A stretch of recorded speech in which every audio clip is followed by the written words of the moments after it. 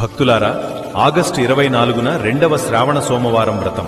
ఈ పవిత్ర రోజున పరమేశ్వరుని భక్తి శ్రద్ధలతో పూజిస్తే శుభఫలాలు కలుగుతాయని భక్తులు నమ్ముతారు. ఈ వ్రతంలో భక్తితో పరమేశ్వరునికి జలాభిషేకం, పాలాభిషేకం చేసి బిల్వపత్రాలతో ఆరాధించడం పవిత్రమైన ఆచారం. భక్తి శ్రద్ధలతో పూజించి ఆయన కృపను కోరుకోండి. పరమేశ్వరుని భక్తితో స్మరించి అభిషేకాలు, బిల్వార్చనతో ఆరాధించడం ఎంతో పవిత్రమైనది. భక్తి శ్రద్ధలతో చేసే పూజకు పరమేశ్వరుడి కృప ఎల్లప్పుడూ తోడుగా ఉంటుందని భక్తులు నమ్ముతారు. నా భక్తులారా, మీ భక్తిని స్వీకరించాను.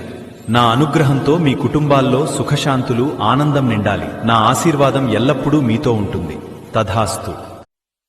చాలదా ఈ జన్మ చాలదా,